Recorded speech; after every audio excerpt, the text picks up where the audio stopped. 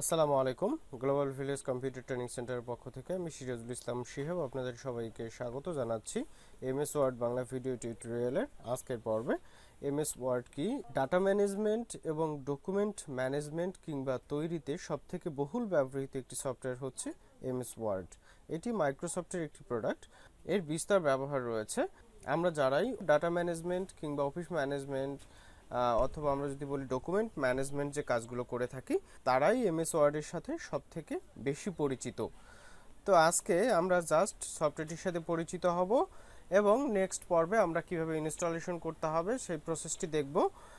তারপর থেকে আমরা ধীরে ধীরে কাজগুলো করার ট্রাই করবো, ইনশাআল্লাহ প্র্যাকটিক্যালি কাজগুলো শিখব।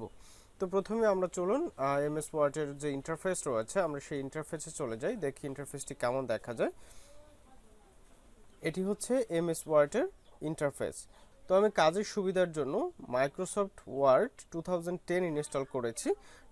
মাইক্রোসফট ওয়ার্ডের অনেকগুলো ভার্সন রয়েছে, যেমন 2003, 2007, 2010, 2016 সহ আরও কয়েকটি ভার্সন। তো সেই ভার্সনগুলো যদি আমাদের কাজের প্রয়োজন পড়ে তাহলে আমরা এই এমএস ওয়ার্ড 10 ভার্সনটাকে আনইনস্টল করে অন্য একটি ভার্সন ইনস্টল করে তখন কাজের সুবিধার্থে আমরা সে ভার্সনের অবসরগুলো দেখব। আজকে মাইক্রোসফট অফিস 10 এর সাথে আমরা একটু পরিচিত হব। প্রথমে আমি উপরের যে টাস্ক বার রয়েছে আমরা সেটা একটু দেখে আসব। দেখুন এখানে অনেকগুলো মেনু রয়েছে। এখানে ফার্স্ট অফ অল ফাইল রয়েছে, ফাইলের দ্বারা আমরা সেভ অ্যাজ এসব করতে পারবো, এটা আমরা একটু পরেই দেখব। দেন এখানে আছে হোমের ভেতরে দেখুন এখানে আপনি ফন্ট সিলেক্ট করতে পারবেন, ফন্টের সাইজ সিলেক্ট করতে পারবেন। এখানে অটো সাইজ ইনক্রিজ এবং ডিক্রিজ করার অপশন রয়েছে। এখানে টেক্সট বোল্ড করতে পারবেন, ইটালিক, আন্ডারলাইন এই স্টাইলগুলো আপনি দিতে পারবেন। এগুলো আমরা বিস্তারিত আমরা যখন ব্যবহার শিখব তখন এগুলো শিখতে পারবো। দেন এখানে অ্যালাইনমেন্ট রয়েছে। তারপরে দেখুন এখানে বিভিন্ন ডিজাইন করা রয়েছে, এগুলো আমরা অটোমেটিক্যালি এখান থেকে ব্যবহার করতে পারবো। দেন এখান থেকে ফাইন্ড, রিপ্লেস, সিলেক্ট এগুলোর কি কাজ, এগুলো আমরা যখন প্র্যাকটিক্যালি কাজ শিখবো তখন এগুলো ভালোভাবে শেখার ট্রাই করবো ইনশাআল্লাহ। দেন এই নেক্সট সেকেন্ড রিবনে যে ইনসার্ট নামক অপশনটি রয়েছে এখানে আমরা গেলে দেখতে পারবো। এখানে দেখুন বিভিন্ন ধরনের অপশন রয়েছে, এখানে ইমেজ ইনসার্ট করতে পারবো, ক্লিপ আর্ট, শেপস। হ্যাঁ, দেন এখান থেকে আপনার চার্ট, এখান থেকে স্ক্রিনশট আমরা নিতে পারবো।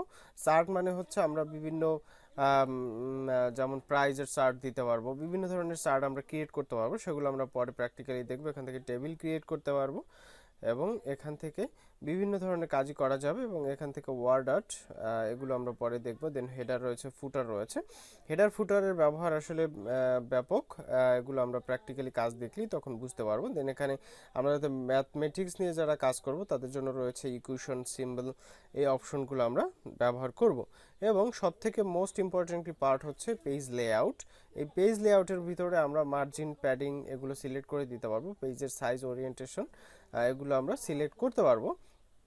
এবং এখান থেকে আমরা আমাদের পেজকে বিভিন্ন কলামে ভাগ করতে পারবো। সেই কলামগুলো এখানে রয়েছে। এখানে পেজ বর্ডার ব্যবহার করতে পারবো, ওয়াটারমার্ক ব্যবহার করতে পারবো।